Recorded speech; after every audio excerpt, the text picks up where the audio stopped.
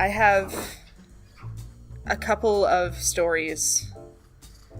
There are more stories than I can remember, and there are certainly a lot that I've forgotten.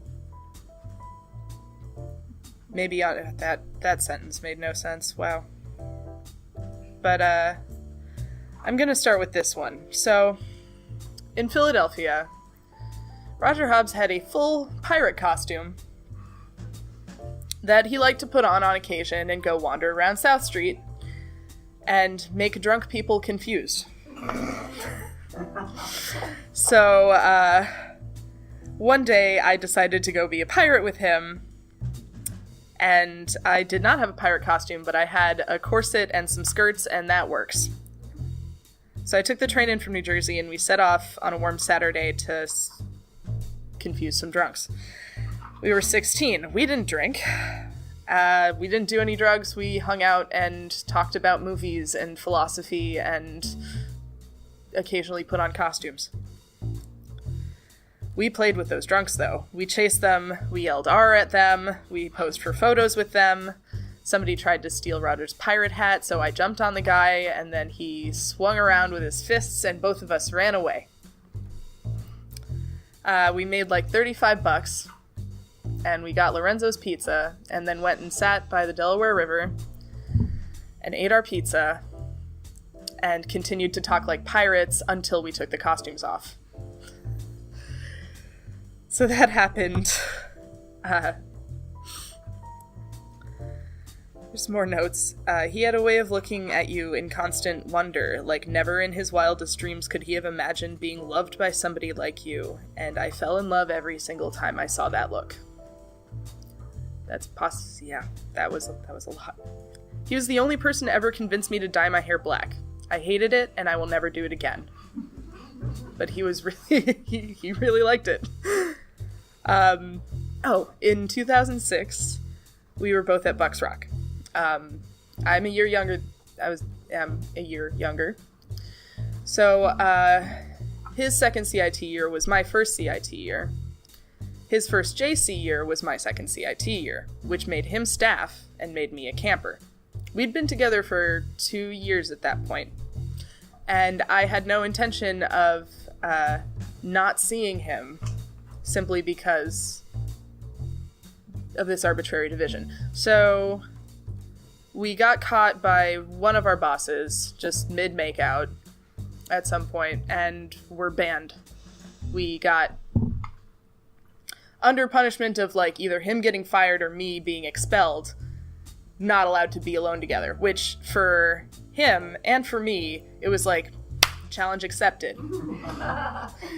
And you've never seen the kind of desperate espionage that very in love and very horny teenagers can accomplish. And in retrospect, it is a miracle that neither of us got bitten by a brown recluse. They can get anything done. Teenagers who are trying to get stuff going on. I have, one other camp story, and then a dream, if there's still time. The camp story is, I think this was the year before that. This was 2005. And he decided to stage a candlelit dinner in a tent on the side of the camp. So there was a big dance tent, big tarp type tent, and I was told, I think you came to get me, and you led me to this tent where he's sitting there, white tablecloth, and then just food from the dining hall. And like a flower and a candle that somehow he got those things. And you start playing, David Pollack is a musician, so he starts playing a guitar. Just real serenade-y like. And Roger's sitting there looking at me like the most amazing thing in the world has just entered the tent. And I have a panic attack and run away. I ran right the hell away. And David actually came and dragged me back because it really upset Roger that I did that. But we made up and we had a good dinner, and it was just picturing a 15-year-old saying, you know what I need to do? I need to stage a candlelit dinner in the middle of the tick-infested forests of Connecticut to impress my lover. It was fantastic. So this is a thing about dreams that I wrote to him after his death and just saved on my phone. I had another dream about you. This makes 3 that I can remember. The first, when we were 16 and the future was huge, and we stood on a skyscraper roof holding each other while watching a tsunami approach the city. I buried my head in your chest and shut my eyes as the wave hit, and then I woke up. That's dream number 1.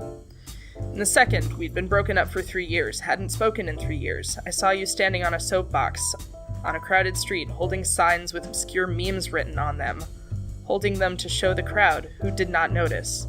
I noticed, but I didn't approach you. I was still really angry. And then I woke up. Last night, I was in your old house in Philadelphia. I knew you were dead, but I kept seeing you anyway. A hologram walking up the stairs, passing through the first floor halls, sitting quietly in a corner, and then vanishing. I chased you this time, because this time I wanted to talk. And this time I was too late. I ran up the stairs to the 3rd floor that used to be your room. You turned around, and for a moment, I saw every detail of your face. The color of your eyes, the bump in the bridge of your nose, your tiny earlobes, and the fluffy fineness of your hair before any product went in it, and the smell of sweat and aftershave. Everything, every sense memory I ever tried to forget flooded in, and you smiled at me, and then I woke up. I guess that's it.